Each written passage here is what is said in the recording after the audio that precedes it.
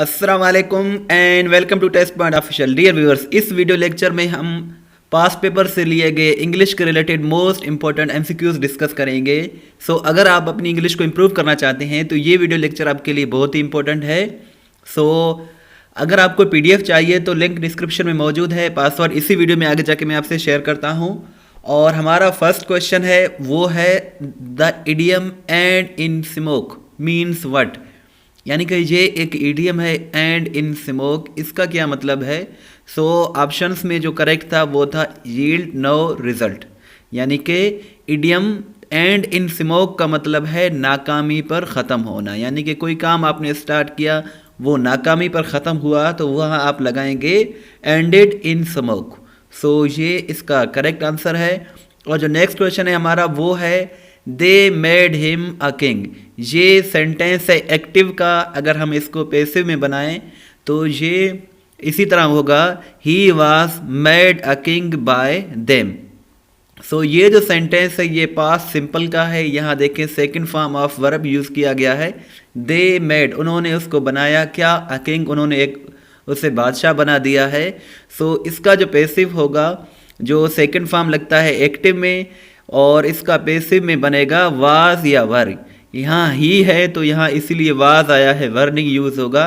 सो इसका जो third form है मेड का वो मेड ही है, फर्स्ट फॉर्म सिर्फ मेक है। सो इसी तरह ये बनेगा he was made a king by them. So इसका रूल भी मैंने लिखा हुआ है यहाँ, आप देख सकते हैं। इसका जो पैसिव में रूल होगा वाज या वर, उसके बाद third form of a verb, फिर ऑप्शनल जो एजेंट्स हैं वो यूज़ किए जाएंगे। आगे बढ़ने से पहले एक छोटी सी रिक्वेस्ट है कि हमारे YouTube चैनल को ज़रूर सब्सक्राइब करें। इसमें आप ही का फ़ायदा है बिकॉज इस तरह की अच्छी अच्छी वीडियोस हम डेली बेसिस पर बनाते रहते हैं। नेक्स्ट क्वेश्चन है हमारा वो है द बॉय हैज़ रंग द बेल। ये भी एक्टिव और पैसिव के रिलेटेड है और इसका होगा the bell has been rung by the boy. So active में हैज़ है only helping verb, present perfect tense है, ये प्रेजेंट परफेक्ट टेंस का सेंटेंस है। एक्टिव में ओनली हैज़ है। अगर हम पैसिव में बात करें तो हैज़ के साथ बीन भी है। सो यहाँ बीन भी यूज़ किया जाएगा। और प्रेजेंट परफेक्ट जो टेंस है इसमें एक्टिव और पैसिव दोनों में third form of verb use किया जाता है, इसीलिए यहाँ थर्ड फॉर्म ऑफ वर्ब है और यहाँ भी थर्ड फॉर्म ऑफ वर्ब है, लेकिन यहाँ बीन का इजाफा किया जाएगा। The bell has been rung by the boy, यही इसका करेक्ट आंसर है। ये इसका रूल लिखा हुआ है कि हम सेंटेंस को कैसे फॉर्म करें। और जो नेक्स्ट क्वेश्चन है हमारा वो है he was congratulated by his teacher on his brilliant success in the recent examination। सो इसका जो पैसिव बनेगा वो होगा his teacher congratulated him for his brilliant success in the recent examination। सो ये पैसिव ऑलरेडी है, इसको हम बनाएंगे एक्टिव। ये एक्टिव है, अगर एक्टिव में दिया हो एग्ज़ाम में तो हमने पैसिव में बनाना है, पैसिव में दिया हो तो हमने एक्टिव में बनाना है। सो ये ऑलरेडी पैसिव में बना हुआ है तो हमें इसे एक्टिव में बनाना है, तो ये इसका करेक्ट आंसर होगा। और ये भी पास्ट इंडिफरेंट टेंस का या पास्ट सिंपल टेंस का सेंटेंस है।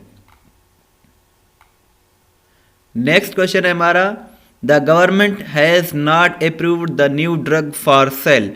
सो ये प्रेजेंट परफेक्ट का है जो हमने पिछली स्लाइड्स में पढ़ा था।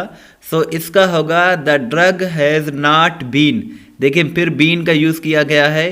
सो पैसिव में प्रेजेंट परफेक्ट टेंस में बीन का यूज़ किया जाता है और प्रेजेंट परफेक्ट हो तो दोनों में, एक्टिव और पैसिव में दोनों में third form of verb use किया जाता है। The new drug has not been approved for sale by the government, यही इसका करेक्ट आंसर होगा। नेक्स्ट क्वेश्चन है the shopkeeper lowered the prices. दुकानदार ने जो प्राइसेस हैं, कीमतें हैं, उनको कम कर दी हैं। सो इसका जो पैसिव होगा the prices were lowered by the shopkeeper, यही इसका करेक्ट आंसर है। और ये जो सेंटेंस है ये भी पास्ट सिंपल में है या पास्ट इंडिफरेंट टेंस में है। और इसको जो रूल है वो यही है कि इसमें पैसिव बनाने के लिए वाज और वर का यूज़ किया जाएगा, इसीलिए यहाँ प्राइसेस के बाद वर का यूज़ किया गया है। The prices were lowered by shopkeeper, यही इसका करेक्ट होगा। They will demolish the entire block, यानी कि वो जो है पूरे ब्लॉक को डेमोलिश कर देंगे, गिरा देंगे। सो इसका जो पैसिव होगा the entire block will be demolished. So यहाँ अगर आप बाय देम लगाएं भी सही है, लेकिन अगर सारे ऑप्शंस में बाय देम ना हो तो फिर ये अंडरस्टूड है कि कोई ना कोई तो उसे डेमोलिश करेगा। तो यहाँ जो करेक्ट आंसर था उसमें चारों ऑप्शंस में बाय देम नहीं था, तो ये होगा the entire block will be demolished. So ये फ्यूचर का है, फ्यूचर का एक सेंटेंस है, और इसको पैसिव में बनाने के लिए हमें क्या रूल चाहिए? सबसे पहले तो आएगा ऑब्जेक्ट, ऑब्जेक्ट के बाद आएगा विल बी या फिर शैल बी, और लास्ट में आएगा वर्ब की थर्ड फॉर्म। उसके बाद अगर बाय ज़रूरत हो तो बाय भी लगाएंगे, सब्जेक्ट ज़रूरत हो तो सब्जेक्ट भी लगाएंगे। लेकिन कभी कभी सेंटेंसेस में अंडरस्टूड होता है, तो जब अंडरस्टूड हो सेंटेंस कि ये काम कोई करेगा तो वहाँ हमें बाय देम लगाने की ज़रूरत नहीं होती है। और जो नेक्स्ट क्वेश्चन है हमारा वो है they drew a circle in the morning. So इसका जो पैसिव होगा वो भी ये सेंटेंस भी पास्ट इंडिफरेंट टेंस के रिलेटेड है, तो ये होगा a circle was drawn by them in the morning. So draw एक ऐसा वर्ब है जिसकी फर्स्ट फॉर्म है ड्रा, DRAW, ये इसकी फर्स्ट फॉर्म है। और अगर हम पास्ट इंडिफरेंट टेंस की बात करें तो आपको पता ही होगा कि पास्ट इंडिफरेंट टेंस एक ऐसा टेंस है जिसमें second form of verb use किया जाता है, और इसका सेकंड फॉर्म है DREW, ये फर्स्ट फॉर्म और ये इसका सेकंड फॉर्म। लेकिन इसकी थर्ड फॉर्म की हम बात करें तो थर्ड फॉर्म है DRAWN, और पैसिव में हमेशा third form of verb use किया जाता है। सो इसका पैसिव बनेगा अ circle was drawn by them in the morning. ये सारे रूल्स जो है लिखे हुए हैं, जो आप हमारी वेबसाइट testpoint.pk विज़िट करके आप इनको देख सकते हैं एक्टिव और पैसिव के रिलेटेड। और जो नेक्स्ट क्वेश्चन है हमारा वो है the boys were playing cricket. बहुत ही इजी क्वेश्चन है। Cricket was being played by the boys, ये पास्ट कंटिन्यूस टेंस का सेंटेंस है, और पास्ट कंटिन्यूस टेंस में बीइंग का यूज़ किया जाता है। सो और वाज और वर इसके हेल्पिंग वर्ब्स हैं। सो यहाँ जो करेक्ट होगा वो सेंटेंस होगा cricket was being played by the boys. Next question है the girl laughed at the beggar. लड़की हंसी किस पर? फ़कीर पर।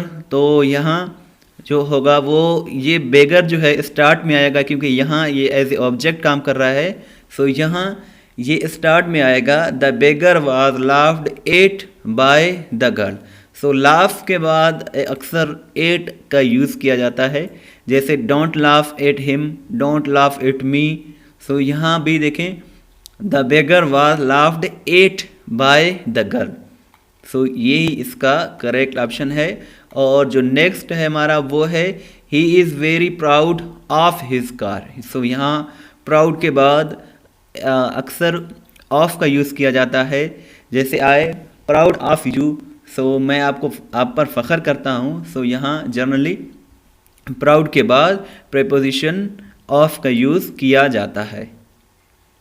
नेक्स्ट क्वेश्चन है he reach the examination centre on time. On time का मतलब है कि ऑन शेड्यूल टाइम, यानी कि जो टाइम दिया गया था उसी टाइम पर पहुंचा।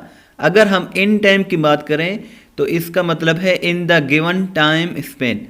सो ऑन टाइम यानी कि आपको जो टाइम दिया गया है उसी टाइम पर आप पहुंचे हैं तो आप ऑन लगाएंगे, लेकिन आप उसी टाइम के अंदर यानी कि उस टाइम से थोड़ी देर पहले पहुंच गए तो वहां आप लगाएंगे इन टाइम।